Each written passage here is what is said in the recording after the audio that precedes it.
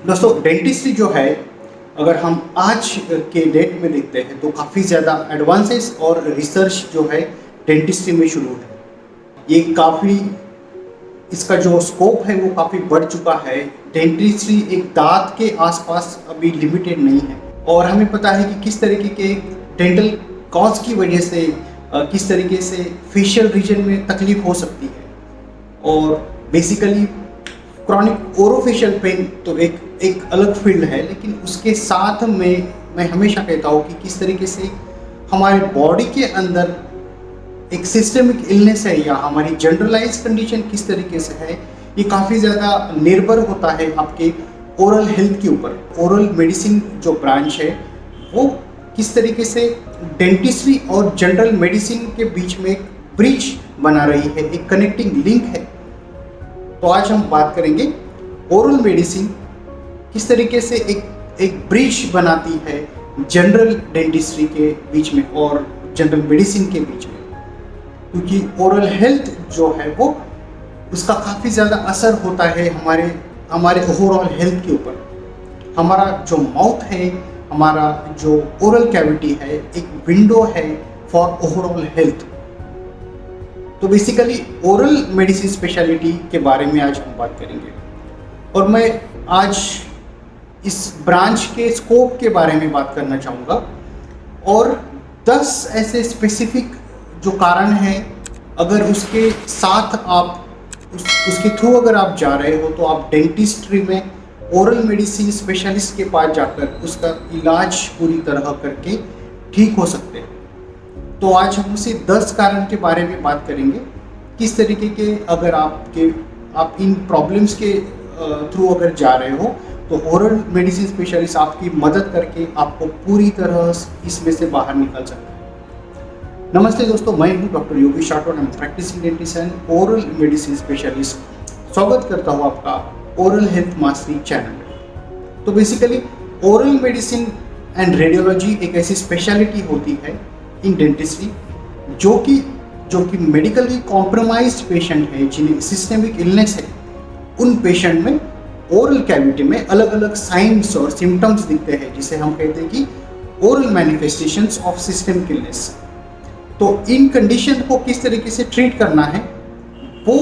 पूरी तरह कनेक्टेड होता है ओरल मेडिसिन स्पेशलिटी के साथ। तो 10 ऐसे स्पेसिफिक कारण, या मैं कहूँगा ये 10 स्पेसिफिक टॉपिक्स या कारण जो होते हैं वो कनेक्टेड होते हैं oral medicine and radiology branch के साथ। और आप किसी भी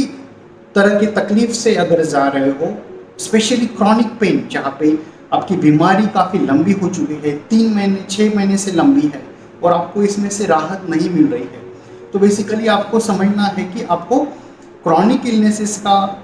एक कॉज, उसका जो कारण है वो ढूंढना बहुत ज़्यादा ज़रूरी है, उसका एक्यूरेट डायग्नोसिस करना बहुत ज़रूरी है और फिर उसका एग्जैक्ट ट्रीटमेंट लेके, लाइफस्टाइल मॉडिफिकेशन करके, अंडरलाइन ट्रीटमेंट लेके उसमें से ठीक होना बहुत ज़्यादा ज़रूरी हो जाता है। तो ऐसे समय में ओरल मेडिसिन स्पेशलिस्ट का एक बड़ा रोल हो जाता है। तो पहला कारण जो है वो है pre malignant and malignant lesion. ठीक है, प्री कैंसर है और कैंसरस अगर लीजन है या धब्बे हैं मुंह के अंदर, तो उसका accurate diagnosis oral medicine specialist करते हैं। तो दोस्तों, जो भी हमारे मुंह के अंदर की जो चमड़ी है, म्यूकोजल लीजन्स है, जहाँ पे प्री कैंसरस लीजन्स है, प्री कैंसरस कंडीशंस है या फिर कैंसरस कंडीशंस है, तो उसका राइट टाइम पे डायग्नोसिस होना बहुत ज़्यादा ज़रूरी है। और मैं पहले भी मैंने कहा है कि अगर स्टेज 1 में आपका कैंसर डायग्नोसिस होता है, स्टेज 1 या स्टेज 2 में, तो आप इसमें से पूरी तरह ठीक हो सकते हैं। प्री कैंसर कंडीशन है, कैंसर की पूर्व स्थिति का अगर कंडीशन आपके मुंह के अंदर है, तो उसका भी अगर एक्यूरेट टाइम पे डायग्नोसिस होता है और इसका इलाज होता है, तो इसमें से भी पूरी तरह ठीक हो सकते हो। तो म्यूकोजल लीजन्स है, प्री कैंसरस कंडीशन है या कैंसरस कंडीशन है, उसका डायग्नोसिस एंड एक्यूरेट मैनेजमेंट जो है वो ओरल मेडिसिन स्पेशलिटी के अंडर आती है। दूसरा कारण, क्रॉनिक ओरोफेशियल पेन। अगर बहुत दिनों से, बहुत महीनों से तकलीफ है, जहाँ पे हम कहेंगे कि डेंटल स्ट्रक्चर की वजह से है, गम की स्ट्रक्चर की वजह से है, या फिर पेरी ओरल रीजन में है, चीक के रीजन में है, या फिर आपको हेडेक है, सिर दर्द है, या फिर आ बंद करते समय आपका लोअर जॉ की मूवमेंट प्रॉपर नहीं हो रही है, खाना खाते समय काफ़ी ज़्यादा परेशानी होती है। अगर एक्यूरेट डायग्नोसिस नहीं होता है ऐसे बीमारी का 3 महीने से ज़्यादा के अंतराल तक अगर आप इस बीमारी के थ्रू जाते हो, तो ऐसे समय में ओरल मेडिसिन स्पेशलिस्ट का काफ़ी बड़ा रोल हो जाता है। जब हम बात करते हैं क्रॉनिक ओरोफेशियल पेन, तो ये काफ़ी कॉम्प्लेक्स हो जाता है। तो बेसिकली मस्कुलोस्केलेटल डिसऑर्डर है, या फिर न्यूरोपैथिक है, या न्यूरोवेस्कुलर ओरिजिन का है, तो उसका एक्यूरेट डायग्नोसिस जो है वो राइट हिस्ट्री लेने के बाद, क्लिनिकल साइंस और सिम्टम्स को एग्जामाइन करने के बाद, राइट काइंड ऑफ इन्वेस्टिगेशन है, लैब इन्वेस्टिगेशन है, रेडियोलॉजिकल इन्वेस्टिगेशन है, वो सब करने के बाद ही एक्यूरेट डायग्नोसिस होता है और फिर उसका इलाज कर सकते हैं। काफ़ी ज़्यादा साइकोलॉजिकल बीमारियां हैं, मूड डिसऑर्डर्स है, एंजाइटी डिसऑर्डर है, स्ट्रेस है, तो इसका भी काफ़ी ज़्यादा कनेक्शन होता है क्रॉनिक ओरोफेशियल पेन। और मैंने पहले भी कहा है कि ऑक्लूजन है या आपका जो बाइट है, जो व्हाट आई फील कि एक स्ट्रक्चरल कॉज होता है किसी भी क्रॉनिक ओरोफेशियल पेन का। तो ऑक्लूजन डिसऑर्डर है, बाइट रिलेटेड डिस्क्रिपेंसी है, या फिर जॉइंट रिलेटेड एनाटॉमिकल अगर डिस्क्रिपेंसी है या प्रॉब्लम है, तो उसका एक्यूरेट डायग्नोसिस करना बहुत ज़्यादा जरूरी है। तो क्रॉनिक ओरोफेशियल पेन जो है उसका डायग्नोसिस एंड एक्यूरेट मैनेजमेंट जो है वो इस स्पेशलिटी के अंडर आता है। तीसरा कारण है, अगर मेडिकली कॉम्प्रोमाइज्ड पेशेंट है तो उसका मैनेजमेंट ओरल अगर कुछ फीचर्स है या ओरल या डेंटल रिलेटेड सिम्टम्स है, तो उसका मैनेजमेंट भी आता है ओरल मेडिसिन स्पेशलिटी के अंडर। तो इसे भी समझना ज़रूरी है। पेशेंट है जिसे अनकंट्रोल डायबिटीज़ है या फिर अंडरलाइंग सिस्टेमिक इलनेस है, तो इस तरीके के प्रॉब्लम्स के साथ में ओरल साइंस और सिम्टम्स दिखते हैं। तो मेडिकली कॉम्प्रोमाइज्ड पेशेंट का डेंटल मैनेजमेंट है या ओरल हेल्थ से रिलेटेड जो मैनेजमेंट है वो आता है ओरल मेडिसिन की स्पेशलिटी के अंदर। तो बहुत सी बार इससे समझना ज़रूरी है कि ओरल कैविटी एक ऐसा इंडिपेंडेंट, आइसोलेटेड या एक सिंगल कंपोनेंट नहीं है। आपकी जो बॉडी है उसका काफ़ी ज़्यादा असर आपकी ओरल कैविटी के ऊपर होता है और ओरल कैविटी का असर आपके सिस्टेमिक हेल्थ के ऊपर होता है। तो बेसिकली मेडिकली कॉम्प्रोमाइज्ड पेशेंट है, उनके अंदर अगर डेंटल प्रॉब्लम्स है या ओरल प्रॉब्लम्स है, पेशेंट एंटीकोएगुलेटेंट या एंटीप्लेटलेट ड्रग्स के ऊपर है, या फिर साइकोलॉजिकल एंटीसाइकोटिक ड्रग्स के ऊपर है, या फिर अन्य कुछ दवाओं के ऊपर है, एंटी हाइपरटेंसिव या ब्लड प्रेशर की दवाओं के ऊपर है, तो उन दवाओं की वजह से काफ़ी ज़्यादा मैनिफेस्टेशंस है या साइंस और सिम्टम्स है वो मुंह के अंदर दिख सकते हैं। तो इसका एक्यूरेट डायग्नोसिस करना और मैनेजमेंट करना जो है वो ओरल मेडिसिन इस ब्रांच के अंदर। चौथा कारण, अगर पेशेंट को हेमेटोलॉजिकल प्रॉब्लम है, न्यूट्रिशनल डिफिशियंसी है, या फिर एंडोक्राइन या हार्मोन से संबंधित अगर कोई उन्हें तकलीफ है, या फिर हम कहेंगे मेटाबॉलिक डिस्टर्बेंसेस है, जहाँ पे अनकंट्रोल डायबिटीज़ है या दूसरी कोई भी मेटाबॉलिक डिसऑर्डर है, थायराइड से संबंधित अगर तकलीफ है, तो बेसिकली अलग अलग ये जो बीमारियां है इससे संबंधित जो साइंस और सिम्टम्स है वो भी ओरल कैविटी के अंदर दिखते हैं। फॉर एग्जांपल क्रॉनिक एनीमिया है या न्यूट्रिशनल डिफिशियंसी है, तो उस पेशेंट में रिकरेंट एप्थस अल्सर्स रहेंगे या बर्निंग माउथ की कंप्लेंट भी रह सकती है। तो ये जो कनेक्शन है ये समझना ज़रूरी है, और ये ओरल मेडिसिन स्पेशलिस्ट के पास जाकर आप इसका पूरी तरह इलाज करते हो। बेसिकली जब आप ओरल मेडिसिन स्पेशलिस्ट के पास जाते हो तो वो आपकी बीमारी को ठीक से अंदर से पूरी तरह उसका एग्जामाइन करते हैं, क्लिनिकल साइंस और सिम्टम्स होता है, एक्यूरेट असेसमेंट होता है, और आपके अलग अलग साइंस और सिम्टम्स को कैटेगराइज करने के बाद अलग अलग कैटेगरी की डिफरेंशियल डायग्नोसिस जिसे हम कहते हैं कि अलग अलग कैटेगरीज की जो बीमारियां हैं उसे उस कैटेगरी में लाया जाता है। तो डिफरेंशियल डायग्नोसिस होता है बेस्ड ऑन योर साइंस और सिम्टम्स,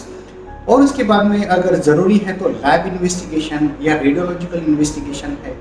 वो करके एक्यूरेट डायग्नोसिस करके आपको उस बीमारी से पूरी तरह बाहर निकाला जा सकता है। तो सिस्टेमिक इलनेस है, न्यूट्रिशनल डिफिशियंसी है, हेमेटोलॉजिकल पैरामीटर्स डाउन है, या फिर हम कहेंगे एंडोक्राइन रिलेटेड अगर बीमारियां हैं, तो ये पूरा इससे संबंधित जो भी ओरल साइंस और सिम्टम्स है उसका इलाज जो है वो ओरल मेडिसिन स्पेशलिटी के अंदर आता है।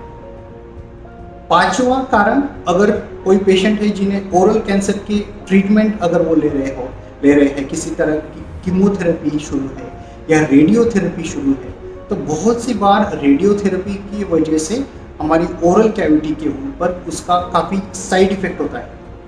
जैसे कि बहुत ज़्यादा त्वचा, मुंह के अंदर की त्वचा लाल रहना, इन्फ्लामेशन होना, जलन होना, मुंह के अंदर जो सलाइवा है लाल है वो पूरी तरह न बनना, तो ड्राई माउथ की कंप्लेंट रहना, या फिर खाना निगलते समय तकलीफ होना, या फिर इन्फ्लामेशन होना। तो ये बेसिकली जो भी कीमोथेरेपी या रेडियोथेरेपी से संबंधित जो भी साइंस और सिम्टम्स है वो भी ओरल मेडिसिन स्पेशलिस्ट जो है वो ट्रीट कर सकते हैं। तो बहुत सी बार रेडियोथेरेपी की वजह से मुंह के अंदर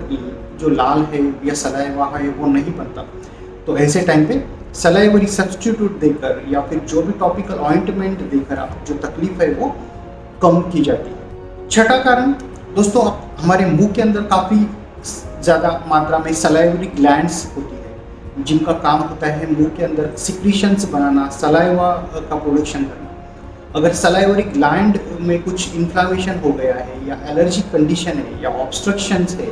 या कोई बिनाइन कंडीशन है या मैलिग्नेंट कंडीशन है सलाइवरी ग्लैंड से संबंधित, तो उसका एक्यूरेट डायग्नोसिस जो है वो ओरल मेडिसिन इस ब्रांच में होता है।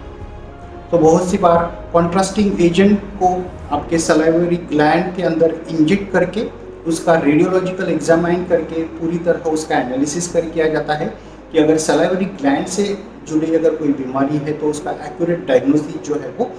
ओरल मेडिसिन स्पेशलिटी के अंदर होता है। सातवां कारण, किसी फूड की वजह से या किसी दवाई की वजह से अगर एलर्जी है और उस एलर्जी से संबंधित अगर कोई साइंस और सिम्टम्स मुंह के आसपास है, ओठों के ऊपर है, तो वो भी डायग्नोसिस जो है वो ओरल मेडिसिन स्पेशलिटी के अंदर होता है। ऑटोइम्यून बीमारी है जिसके संबंधित भी काफ़ी ज़्यादा साइंस और सिम्टम्स मुंह के अंदर दिख सकते हैं। तो एलर्जी कंडीशन है या फिर ऑटोइम्यून बीमारी है या किसी दवा की वजह से या बीमारी की वजह से मुंह के अंदर अगर साइंस और सिम्टम्स है तो उसका एक्यूरेट डायग्नोसिस जो है वो ओरल मेडिसिन स्पेशलिटी के अंदर। आठवां कारण जो है सिस्टेमिक डिसीज होना, जिसका प्रमुख कारण है ओरल इन्फेक्शन या डेंटल सोर्स ऑफ इन्फेक्शन की वजह से भी बहुत सी बार सिस्टेमिक इलनेस हो सकता है।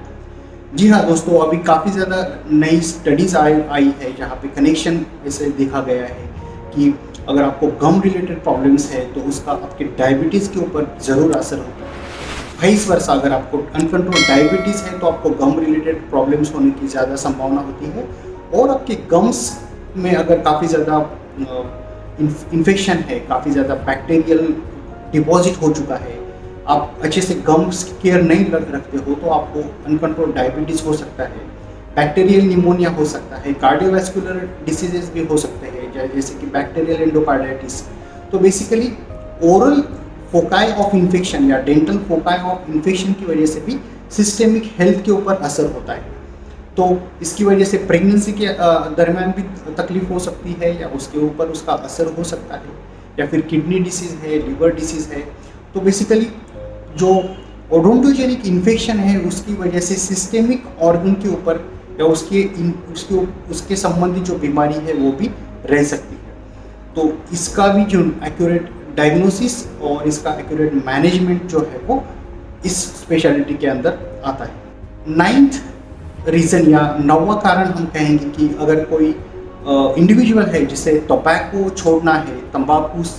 की आदत बहुत दिनों से है,